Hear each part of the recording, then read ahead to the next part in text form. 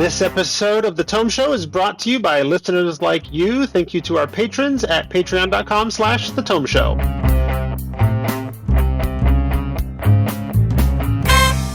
Welcome to The Tome, a D&D news, reviews, and interview show, and I'm your Tome host, Jeff Greiner. And I'm Tracy Hurley, and in this episode, number 404, we're going to tell stories about being brave as we discuss Tales of the Valiant. You like that intro? That's pretty great. Stories about being brave. I did do more work than I do. Yeah. Well, I did spend about 5 minutes writing the script before we recorded, so. Tracy nailed it. She's a brilliant performer. Yeah. Joining us in this episode that you've already heard, you know him from behind the DM screen, and he also does this thing called Slide Flourish, if you've ever heard of it. It's a blog. There's some books. There's a live stream. There's about a dozen other projects. Mike won't stop working. It's Mike Shea. Hello.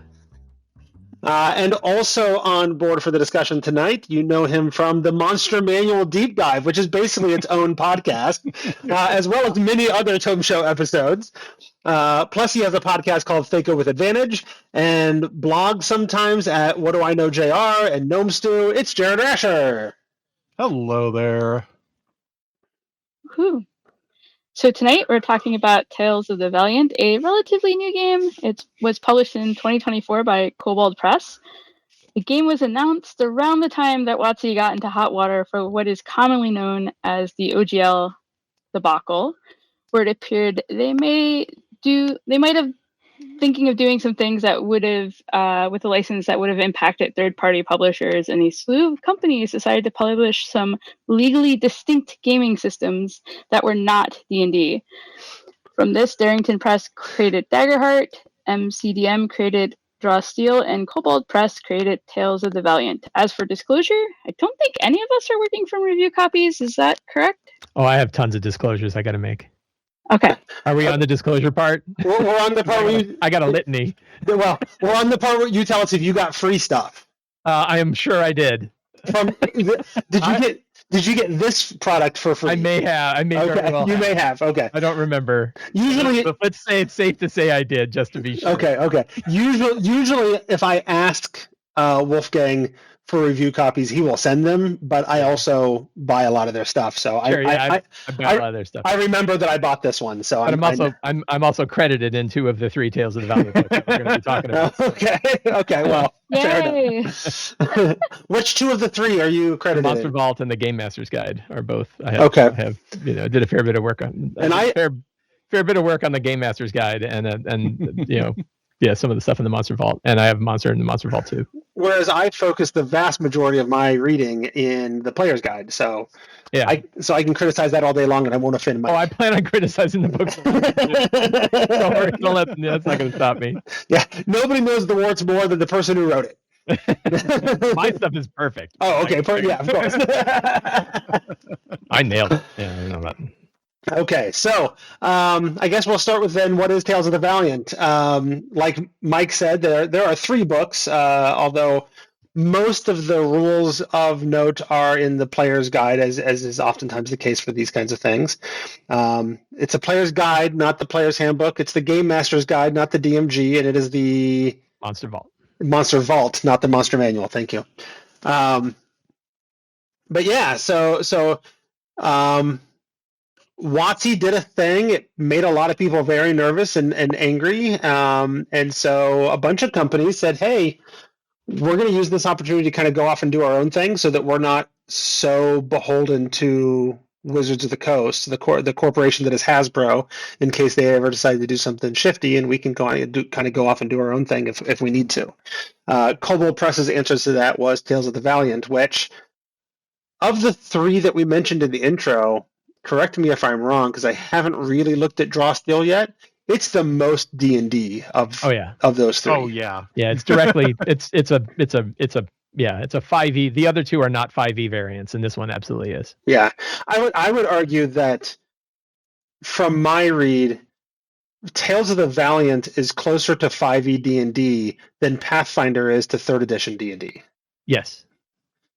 Like Pathfinder, it's clearly a variant of third ed, but it varied more than Tales of the Valiant does. Like Tales of the Valiant reads to me as basically 5e with a handful of tweaks. Yeah, and even among the 5e variants, because there's a handful of other ones too. Mhm. There's Level Up Advanced 5e by EN World Publishing. Yep. And Fate Forged. I forget the name of the company that does it, but Fate Forged is another 5e variant. Okay.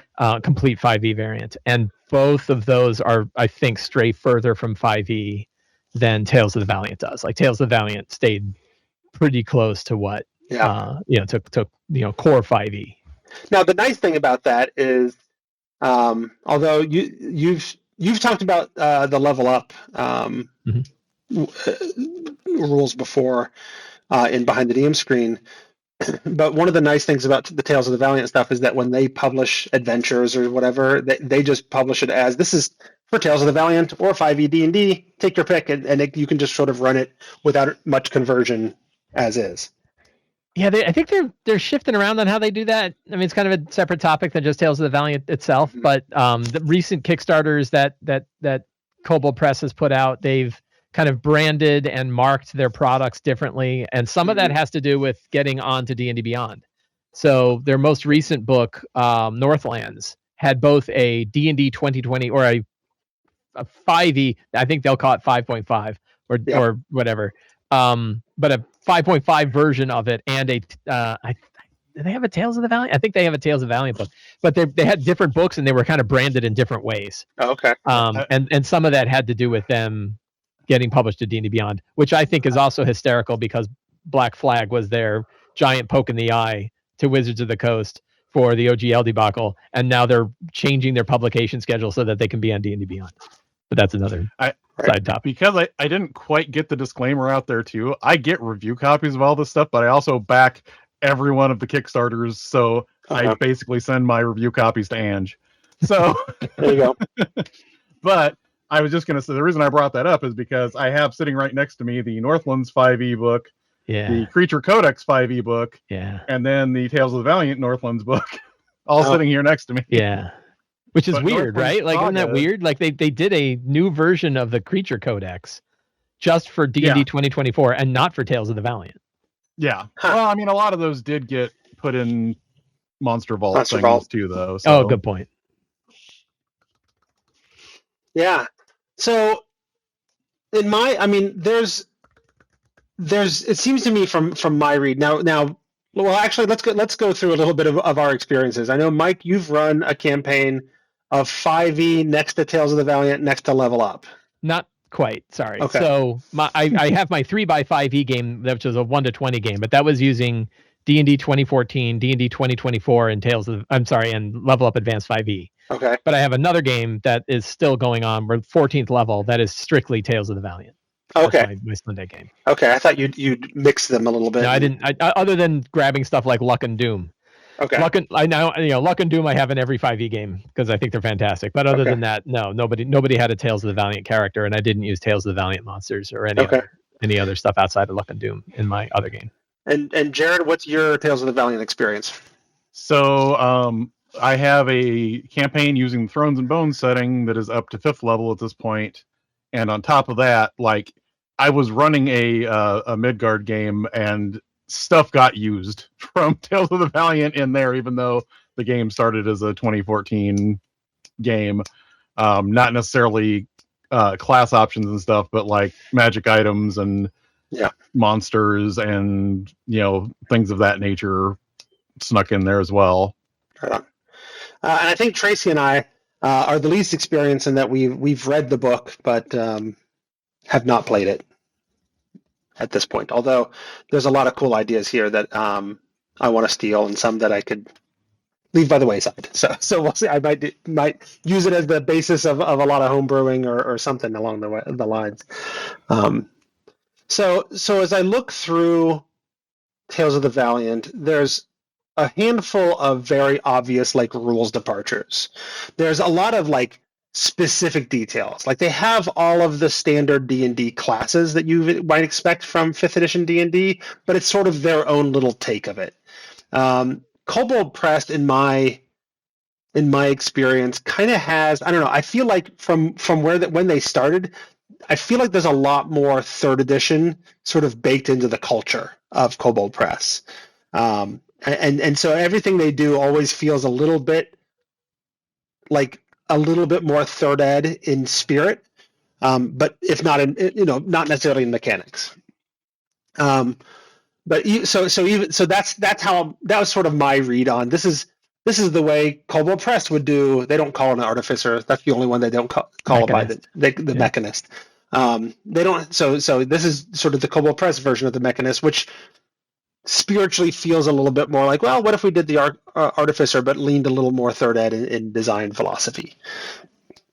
It's also interesting because it is not a spellcaster, so if you want your archetype of your Brunor battle hammers that don't cast spells but just make really powerful magic items because they're that good at the forge, you can do that with a mechanist.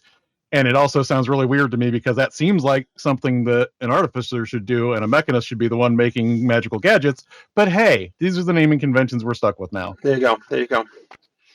But beyond the sort of the details, like slight variations on how they might do classes, or a reimagining of different creatures in the monster vault or whatever.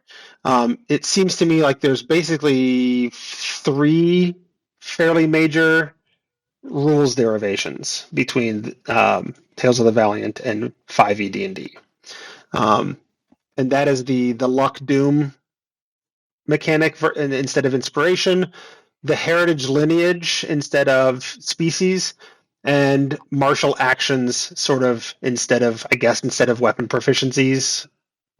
Well, weapon masteries. That's what I meant. You're missing one that's massive to me in some cases, which is magical sources. Okay. Oh, interesting. Yeah. Also, feats are not called feats; they're a different thing. Yeah. But they're mechanically more or less the same, yes? Yeah, I mean, they're more, again, like they went their direction and D&D 2024 went its direction, and they ended in a similar place. But they are different than 2014 because they have they've got some beefier components to them. Which is interesting because they designed Tales of the Valiant off of 2014, not 2024. Right. And they I guess they both, they're both a bunch of talented designers who looked at the game system and said, "Hey, this is how we should change feats," and they just sort of and I don't I have no inside information on this, but also the playtest for D&D 2024 was going on while they were developing Tales of the Valiant, and a lot of that stuff was exposed. So sure, they could have gone, weapon mastery is like a good idea. Absolutely, some playtest influence in here. In fact, there's some playtest influence that D&D said, "Nah, we're not doing that," and that was already committed. Yeah. So. Yep. So, which of those do we want to talk about first? Those differences. I would like to throw us out here just to make sure we have something positive way up front. Luck is just great. Yeah, it's amazing. I love luck. Yeah, luck is fantastic. Like luck has now almost since the minute I heard about it in the Black Flag test. That was the play test that became Black Flag was originally announced at Black Flag, and I started using it as a replacement for inspiration almost immediately, and immediately fell in love with it. And I don't know how long I've been using it now. 3 or 4 years now I've been using it as an absolute replacement. I never plan on going back. No matter what version of D&D I'm going to be playing. No matter what version of 5e, luck is a perfect replacement. Talk about how luck works then, and how it's different than inspiration. Jared, I'll let you run with it. So, you can spend luck 1-for-1 to raise a die roll. So if you want to add 2 points of luck when you rolled a 14 to make it a 16, you can do that. You can spend 3 points of luck to re-roll what you rolled. But the other thing that's neat about it is every time not every time, the first time you fail an attack or fail a save, you get a point of luck. Yeah, that's the part that I really like about it. The first time on your turn. Right. So you don't get it if you miss 3 times on 3 attacks, you don't get 3 luck. Right. Yeah. But you could be getting a luck point every single turn. Yes. Yeah. Anytime you miss an attack or fail a saving throw. And do they carry over from combat to combat, or do they okay? Although once you get more than 5, once you hit 6, you have to re-roll how many luck you D4. get. Yeah. Oh. So it's not just that it caps. It's not just a cap. It's got a mechanic in there to specifically to force you to use them. Okay. And I don't know, Interesting. like one thing I absolutely love about it is it's completely hands off to the GM. I do not pay any attention to them.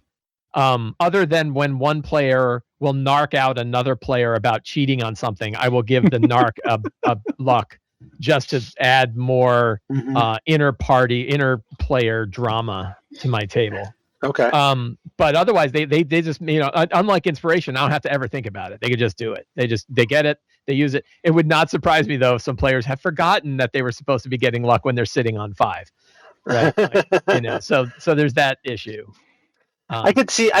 So I use tokens for inspiration, and I could see just having a bigger pile of tokens and giving them actual tokens, which would then require me to do a little bit more because I have to hand out and then take the tokens when they use them. Yeah, right. So yeah, Jared's got it. The cool thing about the one that Jared's got is they're little angular tokens, but they fit together into a little pentagon. Oh, so nice. when you lay them out, they're in a full pentagon shape, and I have one of my players at my game has those too. Yeah. And they're really great. But that's when, like, Jeff, you don't need to be the arbiter of tokens. You can delegate tokens out to other people and let them manage that. I could. You get hanging on. No, the tokens are mine. No one can distribute tokens. I paid good money for those tokens. Paid money for them. Your player's like, I can't afford tokens. Random pieces of 5 pennies. Yeah. Got that kind of money. Exactly. But one of the things I do with inspiration that I really like is I start every session with an opening question that encourages like character development and role play and whatever. This, like, a point of luck isn't as good as inspiration, but they really care. It gets the ball rolling. And honestly, I think they enjoy the role play and the development more than they enjoy the inspiration. And when in the rare occurrences where I hand out luck, they're still very happy. Right, I've not seen a player. They're not 1/3 as happy as if I had given it. I mean, if I was really worried about it, I could give them 3 points of luck if they. Yeah, but then you have that problem. Like, did they have luck? Unless you start them at 0. The other thing about luck that's really great is it adds an upward beat to a big downward beat. So, like, missing sucks, right? Missing and blowing saving throws kind of feels bad, and if you've missed a lot, it sucks. But when you're gaining luck for it, I've seen it at the table many, many times. They're like, oh man, I blew it. Well, at least I got a luck. And they get this little hook of happiness at the end of their, cliff of despair. And that is a really big advantage to that. They can spend 1 point for a +2. No, +1. 1 point. 1 point for +1, 2 points for a +2, or 3 points to reroll. Yeah, or +3. Right? You could also do a plus. Okay, so you could give yourself a +5 by spending all of them. Give yourself a +5. Yeah, throw all your tokens. The only only little troubly bit I have is it kind of means you have to tell them the DC or the AC of whatever they're doing, right? Because if they're like, "Oh, I missed," and then you get in this funny like negotiation of, what if I spend a luck point? And you're like, nah, I don't think so. Like, what if I spend 2? Like, that'll do it. And then they're like, oh, hey, everybody, it's a 17, right? Right. So, like, there's this kind of, now I play where the DCs and AC are generally in the open anyway. So I don't really, it doesn't bother me. Okay. But it is one little complication to luck is you're essentially telegraphing whatever the check was when they're deciding whether or not to use luck. Now, I've used some house rules that allow them to reroll damage dice as well. I'm trying to think of how. Well, same thing, right? You could just let them use 3 to reroll damage if you want. 3 to reroll damage, sure. but one or whatever doesn't do any. Like, I'm not just going to give them a +1 to damage or whatever. I wouldn't do a +1 to damage. Yeah. I don't think. No, yeah, I wouldn't nickel and dime the damage, but yeah, you could really easily do. You could. I mean, it's not a lot. One extra point isn't a factor, and maybe if it wipes out a monster, they're real happy. 1 extra point isn't normally a factor, but I can't tell you. Like, it is a running joke at my table how often they get to wipe 1 or 2 points and don't drop it. Right. So, I also have a character with a feature at my table right now, and I was thinking about this afternoon as I was thinking about this episode. He has a feature where every time somebody else spends inspiration, he gets inspiration. Yep. And would I do the same? How would that? Like, if I converted tomorrow? Yeah, like So same thing. If someone else gets up to 3, then he gets 3. Or if he gets, is it all the time? It's like Is it an unlimited ability? Like there's no. No, I think it's limited by maybe it's once a day or whatever. But yeah, so then you could have it where when someone hits their third, he would get 3 or something like that. I mean, there's when you're mixing the 5e, you're going to have to come up with some nonsense, yeah, right? I'm just trying because it's not meant to be a perfect replacement for all versions of 5e. But it's not when somebody else gets inspiration; it's when somebody else spins their inspiration. Oh, okay, yeah. So if they spend 3 to re-roll, but I would maybe it doesn't work if they spend 1 for the +1. He doesn't get one for one. I might do it when the 3. Basically treat 3 luck as whatever inspiration would that be. Makes sense. I like that. I think for D&D 2024 also has some monkeying around with inspiration. And I think you can replace it by treating 3 luck as inspiration. I don't remember exactly what it is, but maybe humans start with it or something. I'm just playing with how to incorporate some Tales of the Valiant into my game this week. Just relax and figure it out. Is the like that? That's my thing about mixing 5e stuff. Is just take it easy, relax, and talk to your players about it, and come up with something you all think works out, and then work it out. We had zany stuff going on in my 5e game, and we figured it out. Well, and we got a bunch of experienced DMs here, so whatever. Yeah, right, we'll figure it out. I think even novices, like again, if you all sit with your group and figure it out, and recognize like, hey, we might have to change this if it turns out there was something weird. Right. Now, one thing Tales of the Valiant has though is a lot, unlike the other, because it was really funny for me to have luck in Tales of the Valiant because I had used it in so many other 5e games first. I forgot that it came from Tales of the Valiant when we were playing. They have I think it's a feat and maybe some class features that directly interact with luck. So there's a feat where when someone expends a luck, they can boost it with theirs. So there's kind of a bigger luck economy based on certain features, and I think 2 of the characters in my game have it. So there's all this crazy luck shuffling that's happening around the table. Which again is fine with me because like they're doing all the negotiation on themselves. I don't really care. I just tell them what the DC is. Great. Okay. And then counter to luck, there's also the Doom mechanic. And I know Mike's been playing around with Doom kind of stuff with and without Tales of the Valiant for a while now. Yeah. So tell us about how Doom works. Jared, do you want to start? I mean, I can, but I have not used Doom nearly as much in my game. Mike's used it a lot. I use it all the time. I was just going to say, with the Thrones and Bones adventures, there are some rough monsters in there, and I would feel terrible if I used Doom on some of those adventures. Yeah. So it's funny. So I saw Doom in the Black Flag and was like, "Ooh, I really like that idea," and I ran with it, and because the SRD for Black Flag was under the Orc license, not a Creative Commons license. So I didn't feel, and I wasn't going to try to bind my stuff to Orc.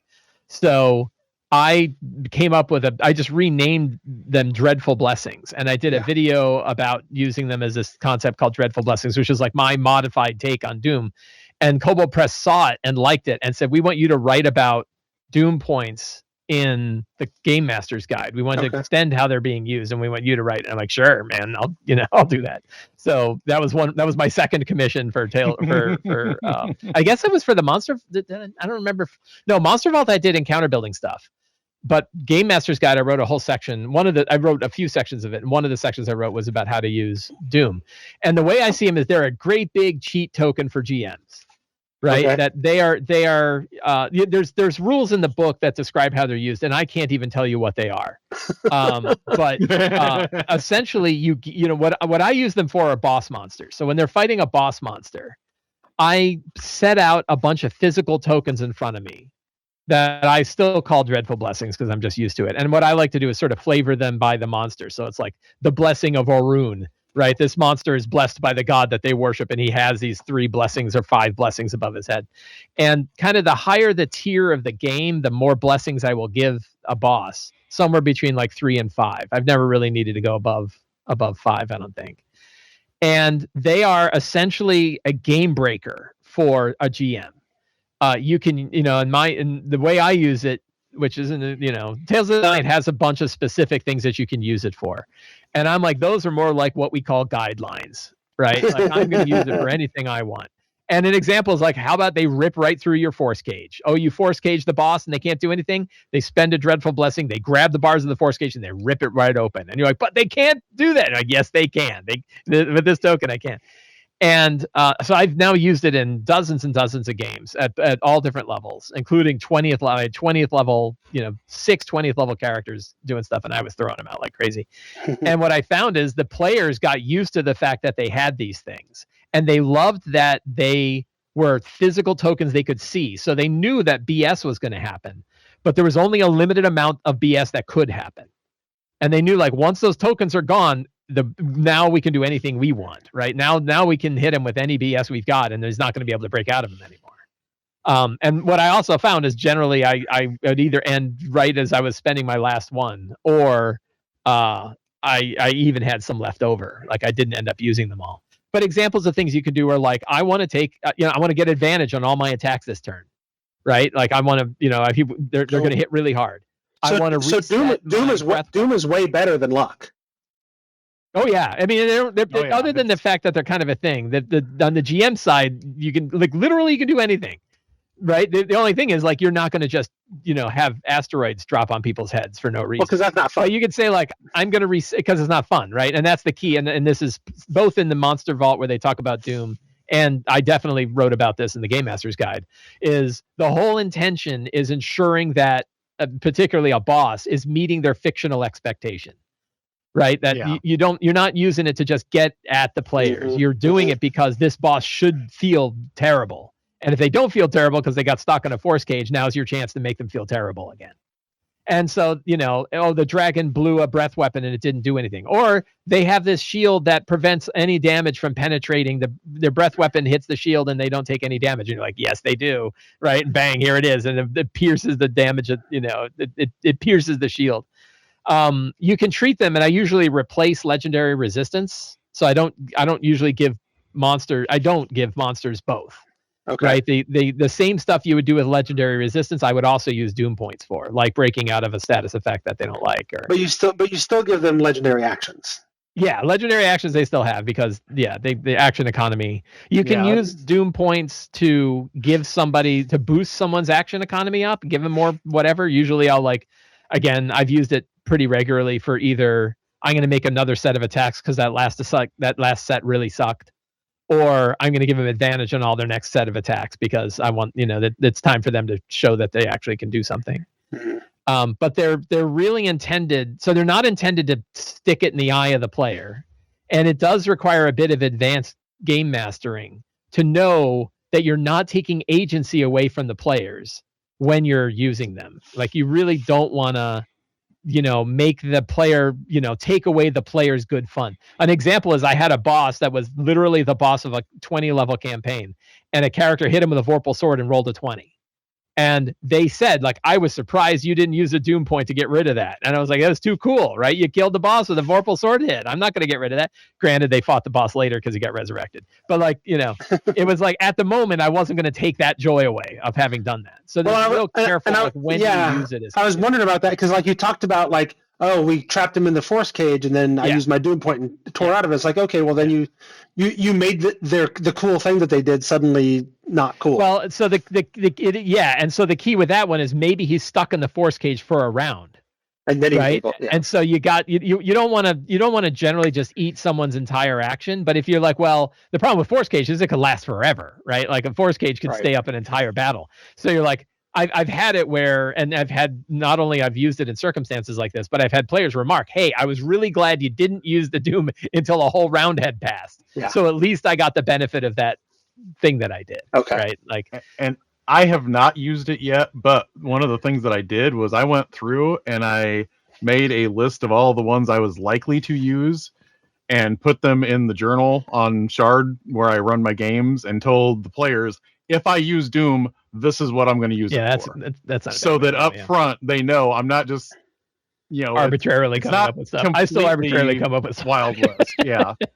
But it's good to have the boundaries of, like, well, what is the general expectation of what these things can do? The problem is that particularly at high levels, players have so much nonsense, and you can't keep track of it all. And there's so many ways to completely incapacitate monsters, or to remove a monster from the fiction. Think about poor Strahd. This poor guy, right? Like, his sun swords, putting sunlight on him, the new sunlight spells, right? The icon of Ravenloft, which totally destroys him. I'm just surprised he doesn't immediately get killed all the time.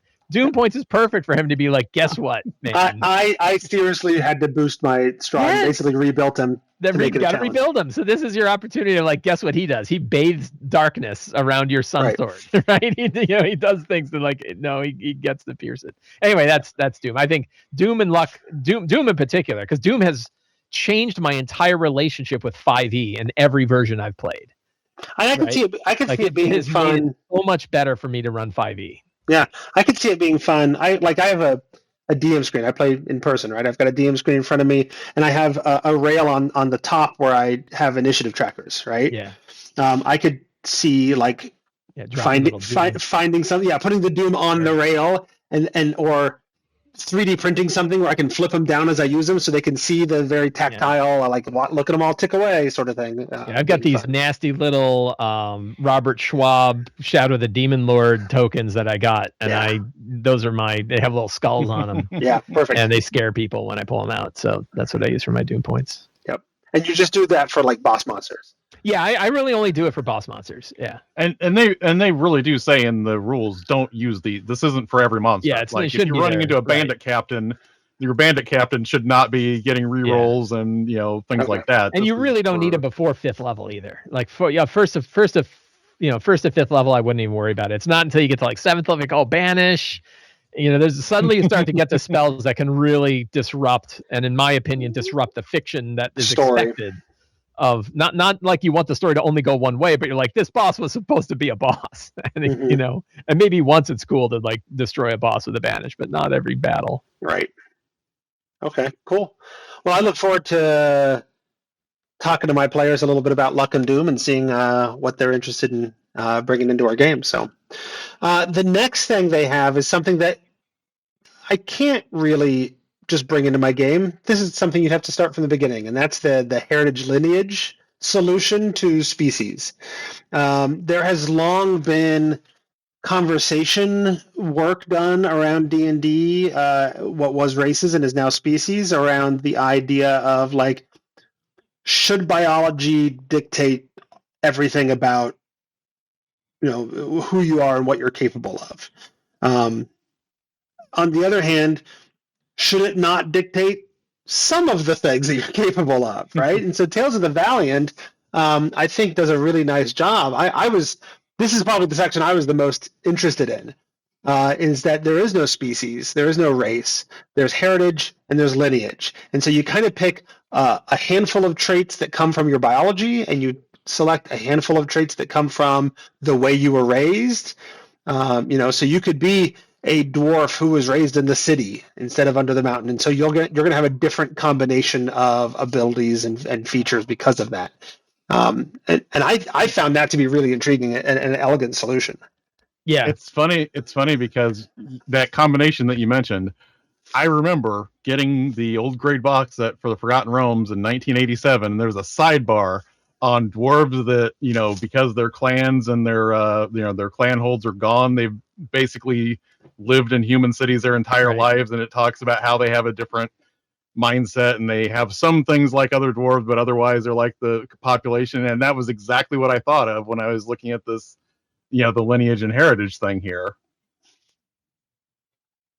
Yeah, two things. One is I think it's great, and I really like the approach, right? And I think I'm trying to remember the name of the DM's Guild product that kind of started this idea of splitting race into two different factors. It was a big adamantine bestseller. I think God, I wish I could remember it. Is it Keith Alman? No. Oh, because Scipio just posted that he has something similar.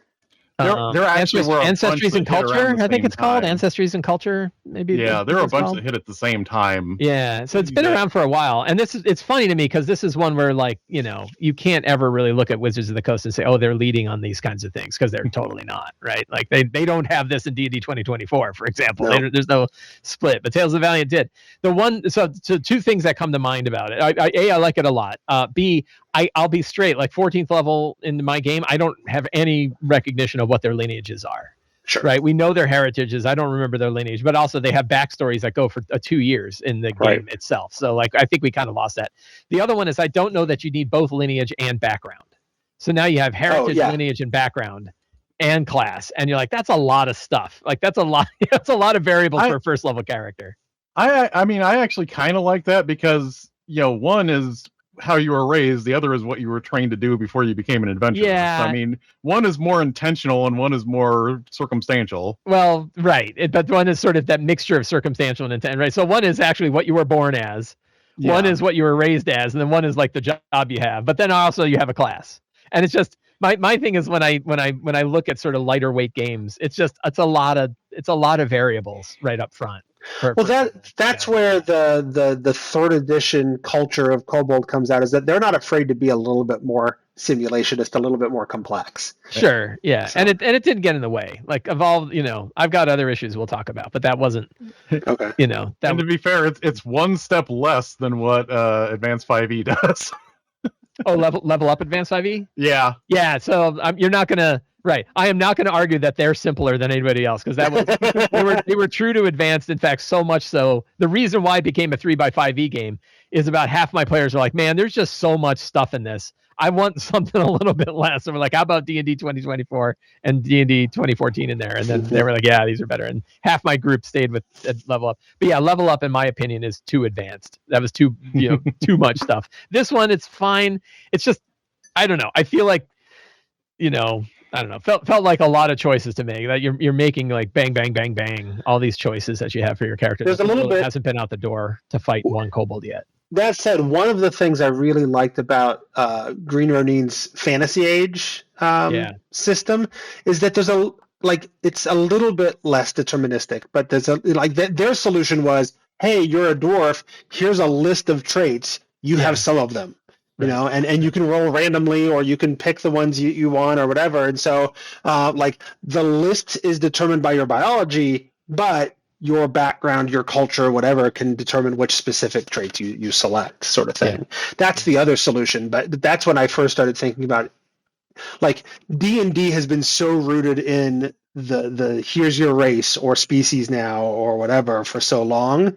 I think they're worried about diverging too far. Yeah. But there are some elegant solutions to this that actually play really well. So I'll change one thing that I think is a huge benefit in Tales of the Valiant that far discounts my little complaint about background and lineage being kind of too much stuff, is the fact that your ability scores are all handled at once. So This is something that's easy to miss, but boy, when you look at how D&D 2024 does character building, and you look at Tales of the Valiant, you choose all your ability stuff happens at one time. There's no modifiers for any of the other stuff you pick. They just factor the other +2 in there. Yeah, it's already wired in, and it's so much easier. And it's so good that now, even in my D&D 2024 games, that's how I run it. Like I don't, I say remove it from your background, right? Like, separate feat and ability score from background. Just choose your background based on the theme that you want, and then do your ability scores all at once.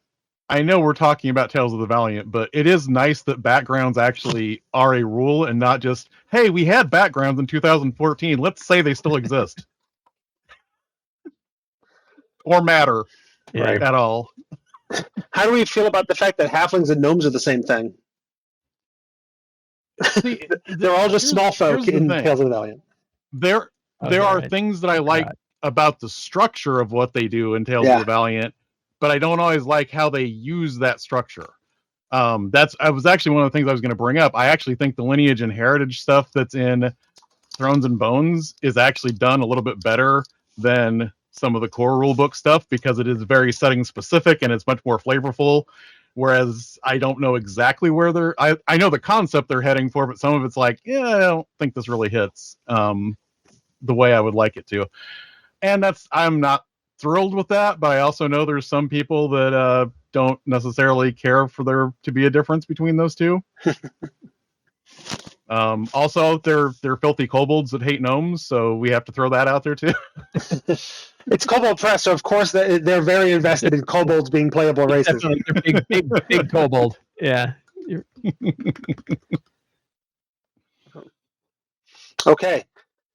So we've hit heritage and lineage pretty well. The other thing on my list, and I think you've had some other things, was the inclusion of martial action. So if you're like a martial class, then Unlike 2024, where you have weapon masteries that allows you to pick a certain weapon and it does certain things, and I have thoughts about that I've been discussing at some length on the Discord in the last few weeks, and I keep trying to hack away at some homebrew ways to tweak it or whatever.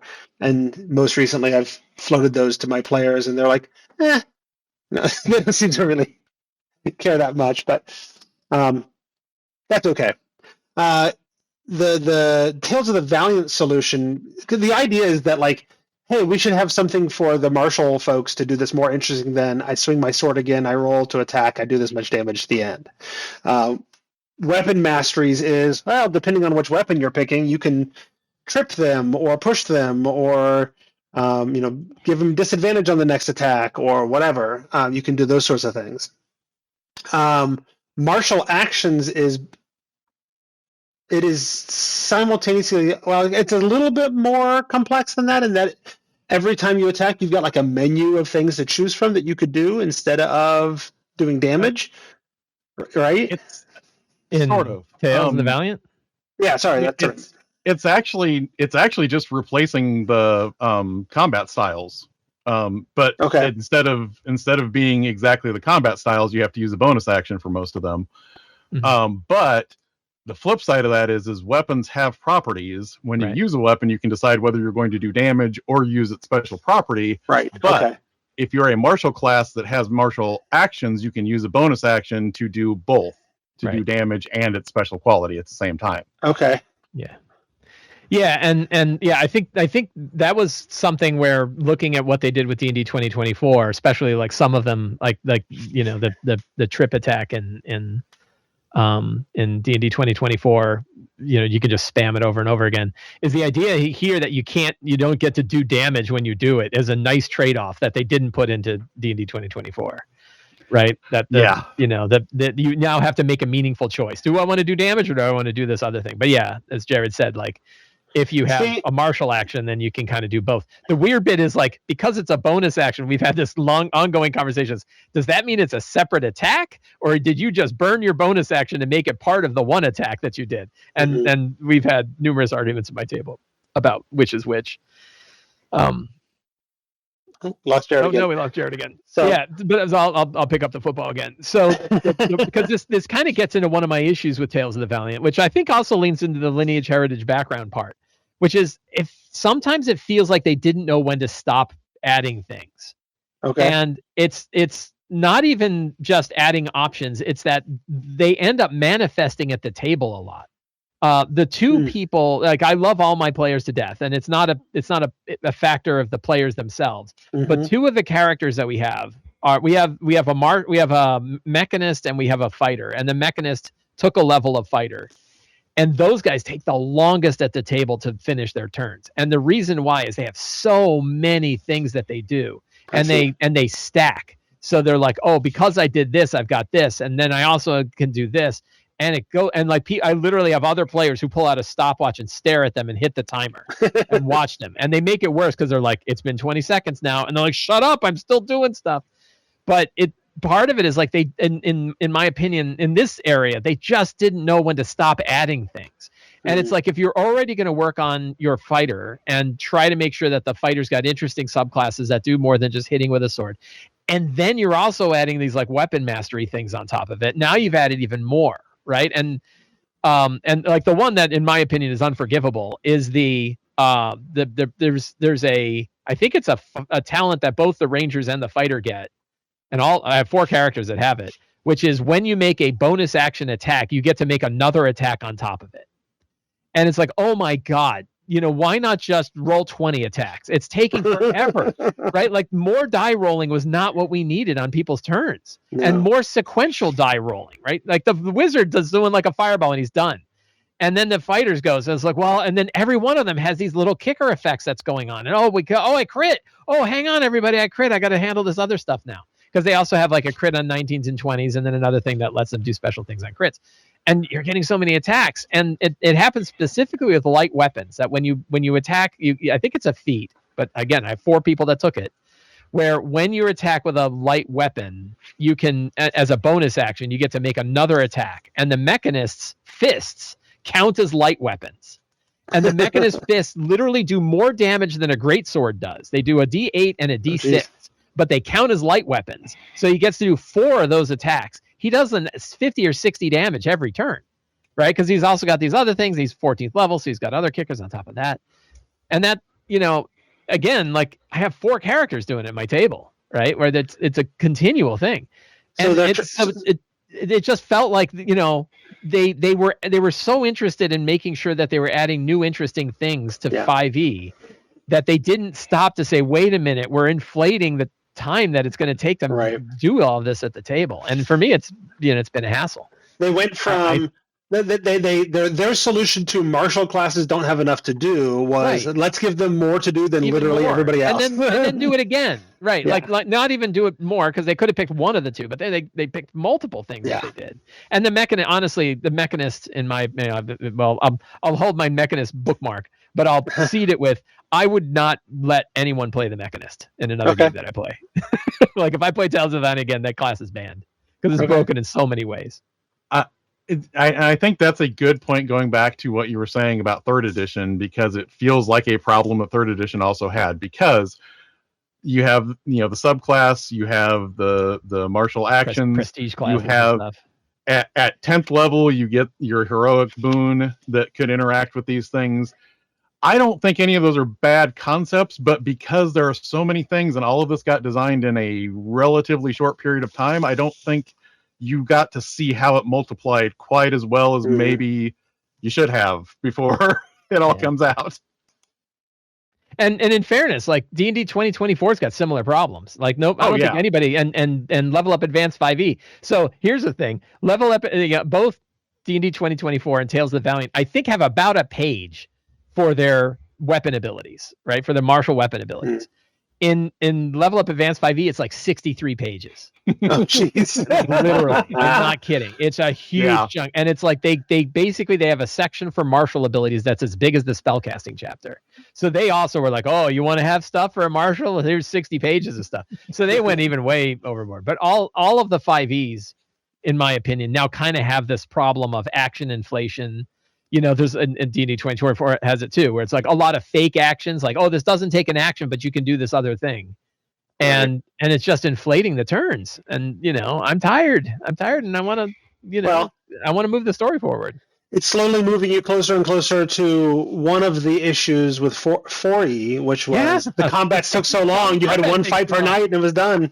Right. I'm not having the same, because I'm still enjoying all my games. And I ran a 20th level 5e game and loved it. And I'm still loving my Tales of Valiant game. And there's no part of me that's like, oh man, I really wish I wasn't playing Tales of the Valiant for this. Like I'm still enjoying it. But I'm being picky about, this particular thing, because it is affecting my ability to tell the story. Like again, the Mechanist, like I'm never running a vampire. Right, the Mechanist has free sunlight that he can do anytime he wants. Why would I ever put a vampire in this game? Right, sure. and he went when the vampire's showing up. I'm like, never, because of your broken stuff. They all heard about it and they're not coming. You got to throw one at him every now and then just so he can feel badass. And they're in another plane of existence right now, and I really want him to then summon the sun, and it turns out it's the sun from that plane, and it's a black sun that doesn't hurt vampires. There you go. Powered by it, and he's like, wait, what? I'm like, your vampires are now at advantage. You can't do that if you've never let him feel like a badass for calling the sun. He does not need to feel like a badass. He's got to do damage. That's true. Right. Everyone else is, like we had a ranger who like pulled all of her best stuff ever, and she's like, "Wow, I did 70% of the damage he did." So yeah. Okay. Well, that was my list. What else do we have to talk about in terms of how Tales of the Valiant? Because I think it's easiest to talk about how Tales of the Valiant differs from D&D, because it's otherwise it's like 90% D&D. It feels like. Yeah. As somebody that really loves playing bards, the magical sources thing is a thing that I really want to bring up, because they moved. Again, it was a thing that was in the playtest for 2024, and they decided not to do it, where it was just like, hey, all of these classes get the arcane spell list instead of a specific class spell list. And then that changes things, because then you have certain classes that get certain abilities that really were spells that were tailored for certain classes and not everybody. And it really does shift how some of the spellcasters feel. And bards in particular, I think, get hit really hard with this, because if you have gotten used to the idea in fifth edition that you can play a bard and be just as good a healer as a cleric, no, you're done. You're gone. Don't play Tales of the Valiant. You can't even get close to that until 9th level, because it is so hard to get, anything other than just rudimentary healing. Like, you don't get condition, removal. You don't get all sorts of things that you need to actually fill that cleric role if you are going to play a bard. And I feel like that's a big disconnect if you want to jump into this game and just have it feel like the way you've been playing bards for the last however long. So tell me how the nerfing of the bard, as I'm reading, as I'm interpreting your explanation, how does that relate to the source of magic conversation? I'm not saying it's nerfing the bard. I'm saying the bard shifts its playstyle completely, because now the bard can throw lightning bolts and fireballs. Okay. Because they get arcane. So the bard's not weaker. It's just not as good of a healer because it's doing all this other stuff. Yeah, and it's hard to figure out what they're doing. Healing, yeah. Okay. So what does that have to do with the magic sources conversation? So there's 4 sources. There's arcane, there's divine, there's weird, and there's primal. And each of those has its own spell list, and basically to make them distinct, you don't really get any healing or condition removal in arcane. You get some healing and condition removal in primal, but not the same extent that you do in divine. Weird is weird. It's kind of like arcane, but also anything that seems kind of weird or ominous from divine we'll throw in there once in a while. It's your far realm BS. Yeah. And because of that, it does. I mean, it's weird to me, for example, that your paladin is not just getting the paladin support spells that they used to get, but they're getting like guiding bolt, and like they get the whole range of divine spells. Oh, okay. Yeah, so it's kind of a shortcut. It's sort of a shortcut for a class-based spell list, right? The idea is, instead of having specific class-based spell lists for each class, they instead say you have divine spells, and all the ones that are listed under divine, you get all of those. And that means that like clerics and paladins have access to the same spell lists, because both of them have divine. I feel like that's similar to what Third did. Am I wrong? I don't remember. It's been there were still distinct spell lists there. I remember one of the things they would do on Third was like in the spell description, there'd be a line describing like what level spell it was for what class. The concept of a spell being arcane or divine or primal, that's been around for a while, and that sometimes interacted on a meta level where it's like no divine magic functions here, but this is like also saying it's not literally the source, it's that source will only provide a constrained list of spells. I do like, speaking of spells, I do like that in Kobold Press has been doing this for a minute. They don't call them spell levels. They're spell circles. Right. Yeah. Just because, like, I'm not used to it, but it's confusing to have so many things called levels. It's confusing, so just calling it something different, I think, is helpful for teaching the game. And I will say, like, it doesn't really matter a whole lot. Like, Wizards, I don't even think this change affects them, because they already had the full, they're kind of the example of where all your arcane spells come from anyway. They're the baseline. Tracy, what were you saying? Is it possible that did bards get as much healing in Third edition? I don't remember. Bards in previous editions were always like, were they even half casters? They weren't even full casters until recent editions, I think. Yeah, they weren't full casters. Bards were referred to often as your 5th person in the party. They were not replacing your cleric, but if your cleric went down, they could heal them for sure. Right. They could do a little healing, but they were also a backup for the rogue. They could do a little bit of rogue sort of stuff. It was weird because this gets into a whole Yeah. deep in the woods with 3rd edition, but it was sort of like monks and bards could be good if you know exactly how to play them and you have a lot of system mastery, but it's way easier to make other characters good. Yeah, and I ask that only because like maybe this is getting them back to that larger area. I don't know. Yeah, I mean, I know Jeff brought up like the 3rd edition kind of baked in, but like you look at the designers who worked on this, and they're not 3rd edition designers, right? These folks have been working on 5th edition their whole careers. Yeah. And there are a few, but I don't I think that there's now like a Kobold Press style. Yeah. That they're meeting, but I don't you know, I don't expect that most of the design. There's certainly some, like a lot of them are you know, wizards and TSR vets that work there, but you don't see it in the credits of Tales, really. Right. I mean, I'll be honest, I kind of wish bards had primal as their power source in Tales of the Valiant. Yeah. I mean that would be going back to where the term bards came from. More than the way bards have ever been portrayed in D&D. Bards have never been that sort of primal class, so that'd be a departure. 1st edition. I do have classes you had to get. I do have a spell complaint.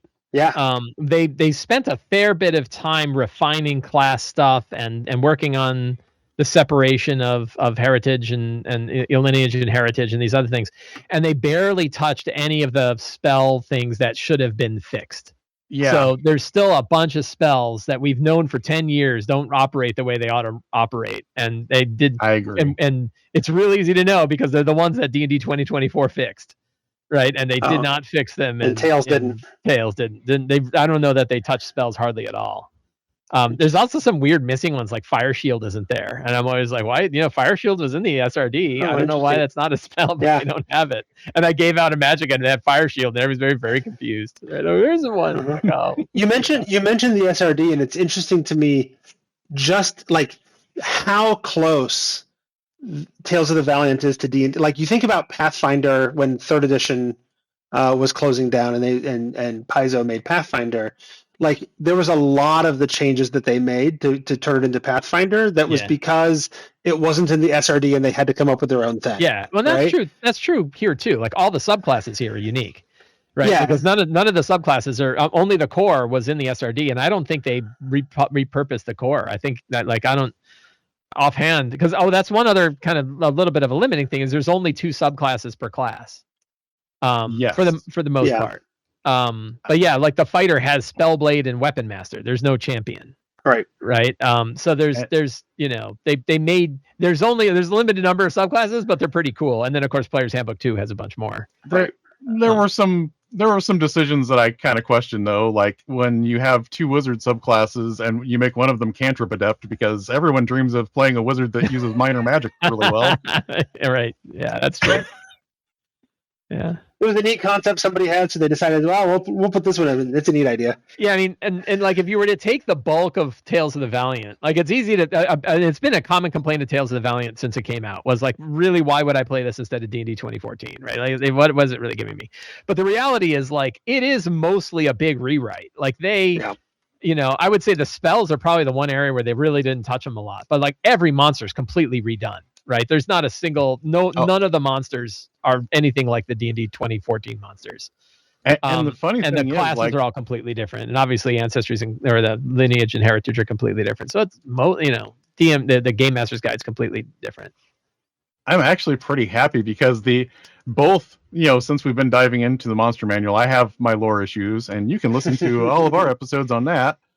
But in general, like both Tales of the Valiant and 2024 seems to have at least realized, hey, maybe at high levels monsters should do something. Oh yeah, monsters. Yeah, Tales of the Valiant monsters are scary. Like I think they even hit harder than 2024 monsters hit, and that's pretty bad. But they have like an average of 10 damage per CR, and you can tell. Like you know, 14th level characters with all the BS that they're pulling, and man, I'm still hammering them with monsters. Like they're still scared. They're running around scared.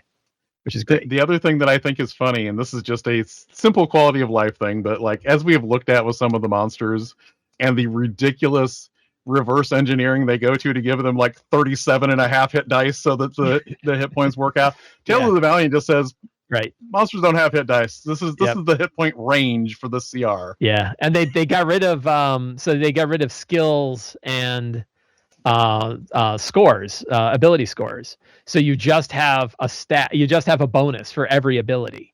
So if a monster needs to roll a strength check, they have like a +7 strength, and that's what you roll. So it means the stat block, and this is something where like I saw the Tales of the Valiant, I think it was in Black Flag, I saw the stat block there, and I was like, oh my god, this is so much nicer. It's thin, it's lightweight, it's easy to read. And then you look at the D&D 2024 one, and they have freaking 18 numbers, for the core abilities. And you're like, what a hassle. Like, who needs all that? Like, right? I don't need. When have I ever used a monster's score? Right? Their int score. Right. And then like, oh, the save. Why did how many times is the save the same as the stat? Like it doesn't matter. So instead, like it's just they just have the bonus for each one of the 6 abilities in Tales of the Valiant. That makes sense. I think that's far more usable at the table. Nice. Yeah, and again, I have stuff I wrote in the Monster Vault, so that disclaimer aside, I think that the design of monsters in the Monster Vault is really, really good. It's rare. It's rare when I've run it. I've run a lot of them, right? I have the paperback, small version of the Monster Vault that I bring with me to my game because it's at a friend's, and man, that thing is beat to hell, right? It's falling apart because I use it all the time, and I don't think I've run into a monster yet where I'm like, oh, that doesn't work, right? Like I got to redo this. I'll tweak them a lot, but I don't ever look at the stat and be like, oh, I got to change that monster. I don't like how it works. Scipio in the YouTube stream chat is doing color commentary for us the whole time. So friend Scipio. Yeah. Yes. Also, I feel like I should throw this out here because it's another one of my favorite classes besides bards. I actually like that the Tales of the Valiant Ranger actually tries to make the Ranger better by using class abilities instead of saying, just use more spells. Rangers are supposed to use spells, right? Just use Hunter's Mark constantly all the time. I had a question about the monsters. Do you think, are they transferable between? Oh, yeah.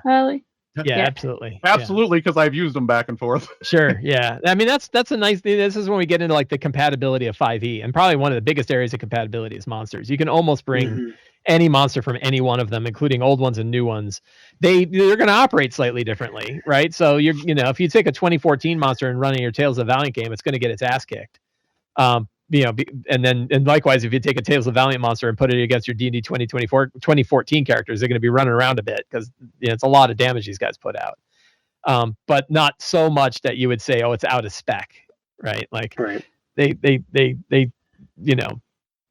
handle pretty well. I mean, the interesting thing for me though is like I love the D&D 2024 monster manual. I think it is the best monsters that I've used at the table. But I'm totally happy running the Tales of the Valiant ones, right? Like it's close enough that I don't ever feel like, oh, I really wish I'd been running the Black Dragon from D&D 2024 instead of the Black Dragon from Tales of the Valiant. Like they all suit very well. If you want to know what the rest of us think about the 2024 Monster Manual, we are on part 14, 15 of our deep dive into the Monster Manual. We get through like 6 or 7 monsters per episode in like an hour, and we do a comparison between 14 and 24. And that's cool. We're going deep. 22, Jeff. 22. We're on 22, and I think we're in like the M's. Yeah. So. Yeah. And Jeff, in the Monster Vault, everything is organized under Dragon, and then Dragons, or Devils, and then Devils. My least favorite thing about 2024 Monster Manual is the organization. I got it. It was a dumb move, but I got used to it. Now the problem is switching back and forth is a pain in the ass. Well, now I got two different books done 2 different ways. Yeah. I got used to it, but I got used to it because I use D&D Beyond for all my encounter building. So. Oh. Yeah. I mean, also, Scipio, and I kind of touched on this earlier, but Scipio brings up the point when he was talking about like what kind of happened.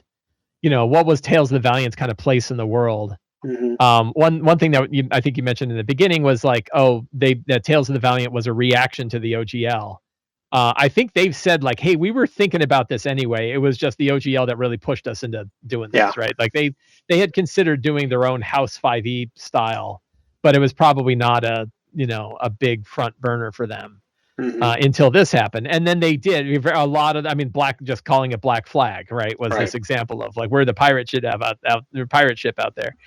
And they definitely kind of sold, Tales of the Valiant as like hey, if you're PO'd at Wizards, but you still want to play, D&D kind of, we've got you covered, right? And we'll have you covered. And here's the books. And here, hey, look, PDFs, right? You can actually buy honest to God PDFs of our books. And, and we'll continue to support it. And we have an open license and all of that.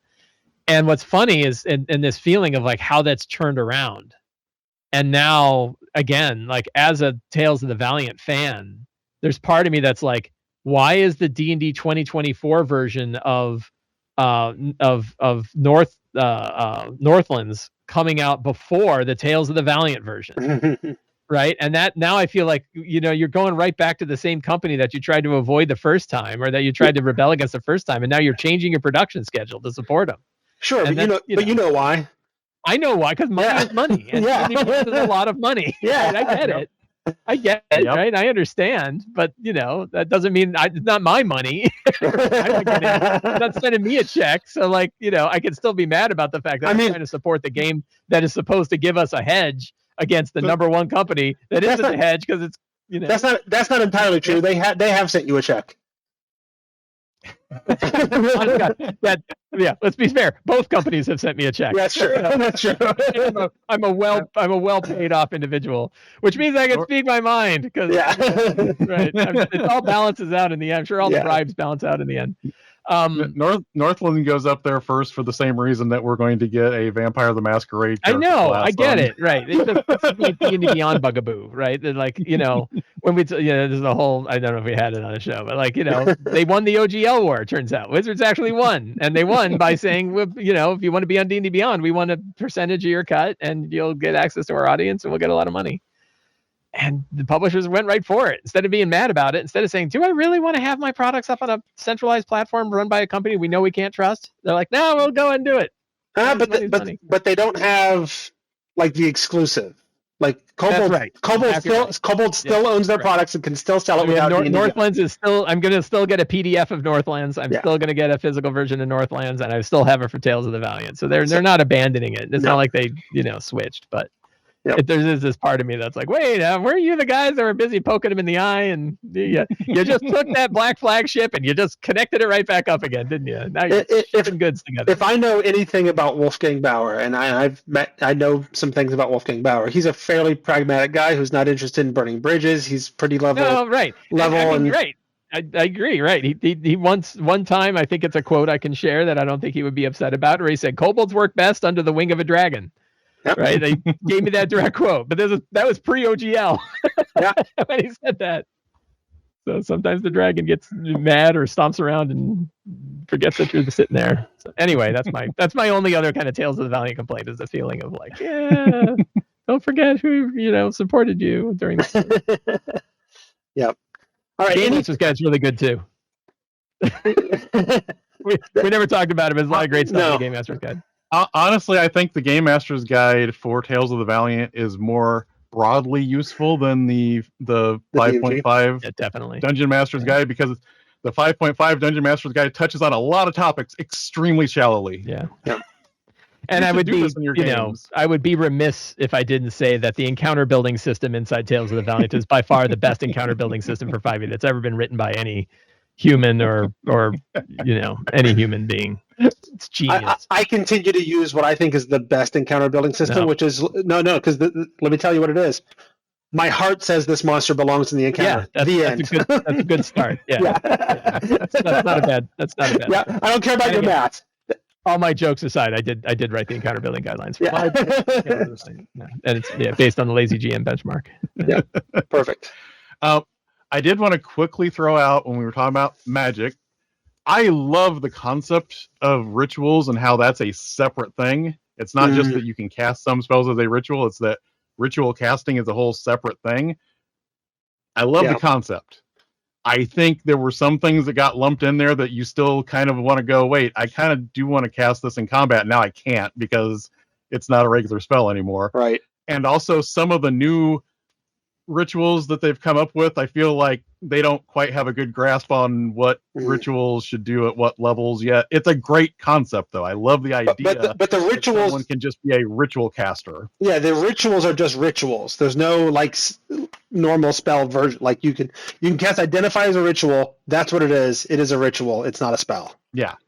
And it makes perfect sense for some things, like Raise Dead. You're not doing that in the middle of a fight. That's right. Fine. But every now and then, you need to cast that Detect Magic and figure out what's going on over there. So. But isn't that what 4E did? Or how is it different than? Yeah, that's very much what 4E did with rituals. Yeah. No, that's a good point. I forgot to mention the rituals as a separate thing, because that is an interesting thing to incorporate here. Something else, I know we're just kind of pot-shotting at stuff, but something else that I really like about the Game Master's Guide, which I didn't write, so I can give it actual, is it's packed with lots of really great random tables. Okay. Like it's got tons and tons and tons of really great random tables for all kinds of things, and it's a really great, like, you need to improv some stuff or you want to get some ideas while you're prepping your game. There's all kinds of great location-based places and monster encounter stuff. Lot going on, and one of the great things about DMGs or Game Master's Guides or whatever is that they tend to be like 50 to 75% system agnostic.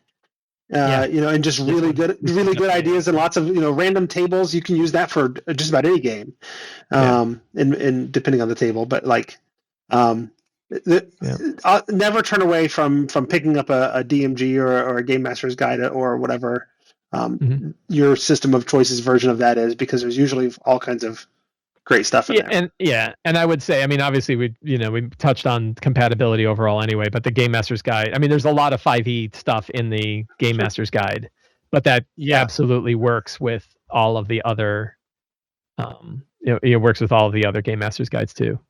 It works with the other versions of 5e. Yeah.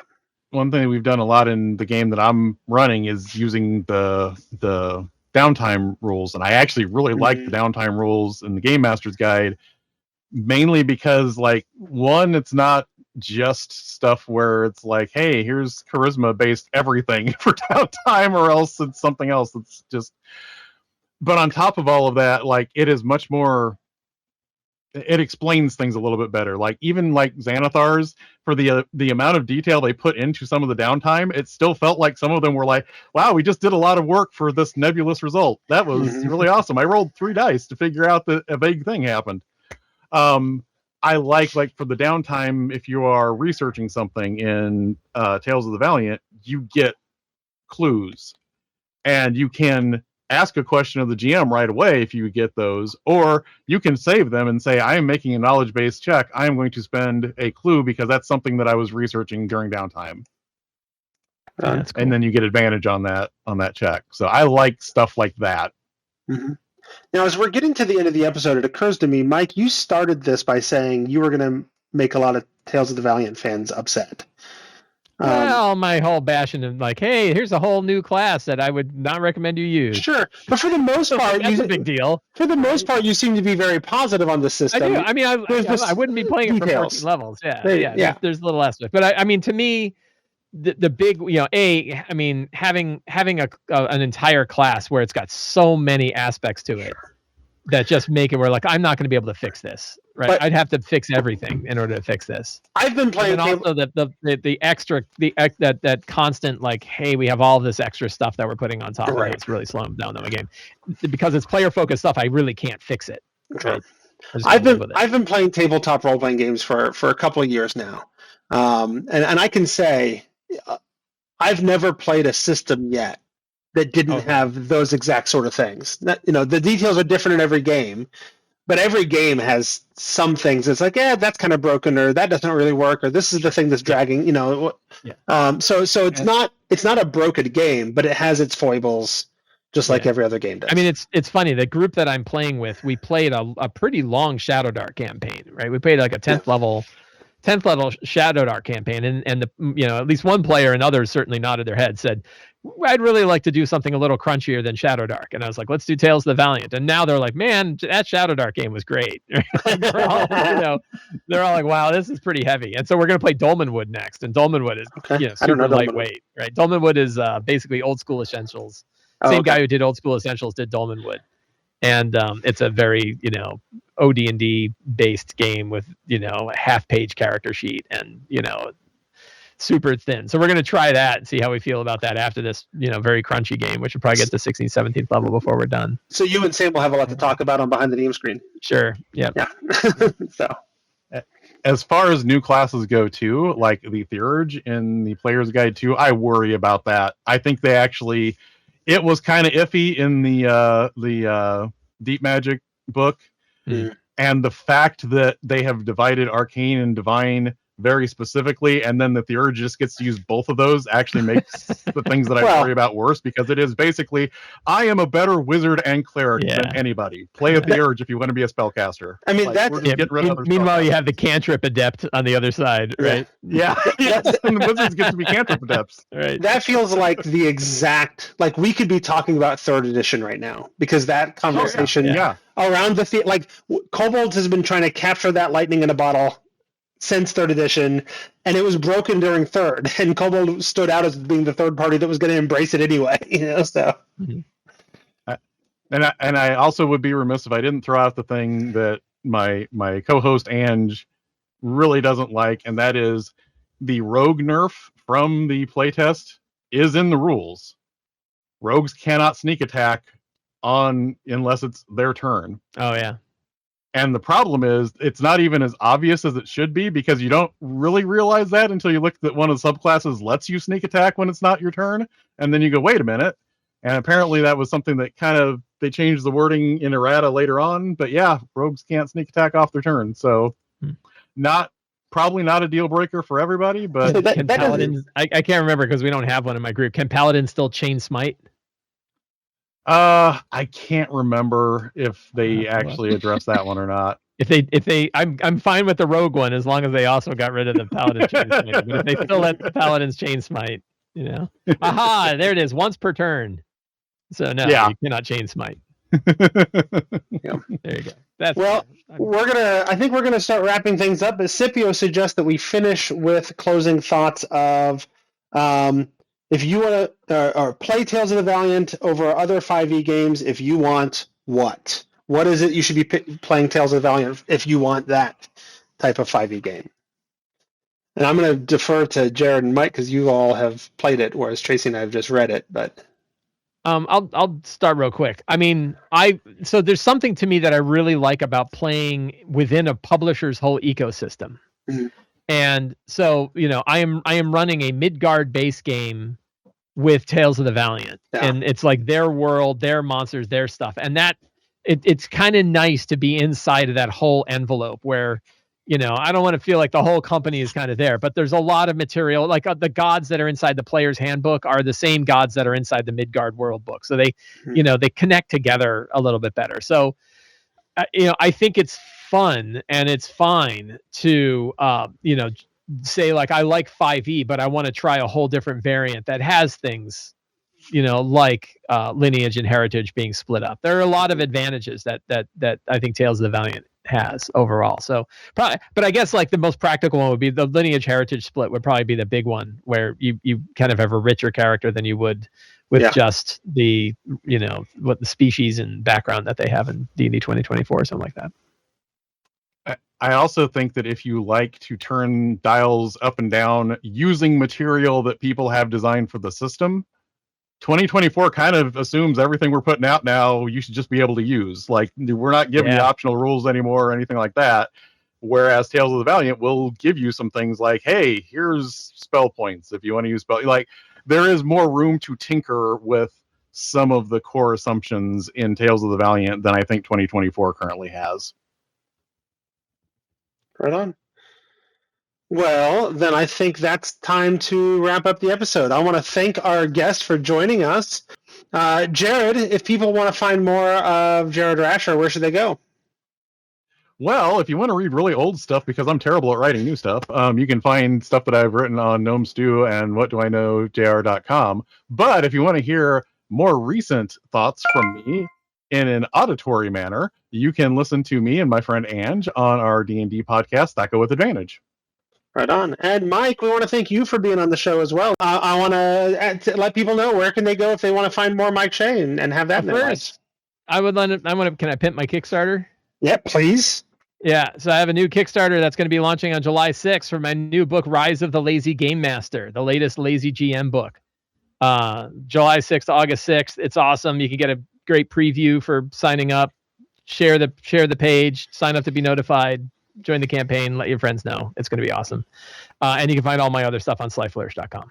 There you go. Depending on when Sam was ever able to get this edited and released, the Kickstarter might be going on right now. So go check that out. If not, you can always order after. So if this comes out too late from then, there's still a post Kickstarter options to pick it up. So it would be unusual if I did not pick up a Sly Flourish book that comes out. Yay! It's a real good one.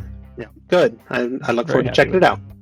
I also want to thank everybody who supports the show by being patrons over at patreon.com/The Tome Show. I think on our last episode, I called everybody out by name who are at that tier or are new. So thank you all for doing that. And if you'd like to contact us, you can send email thetomeshow@gmail.com. You can find us on the various social medias. Jeff is usually Squatch, SQUACH, and I'm Sarah Dark Magic. That's Sarah with an H. And that's episode 404, where we couldn't find a feat, but we could find luck and doom, while we almost played D&D, as we looked at Tales of the Valiant in this episode of... The Tome.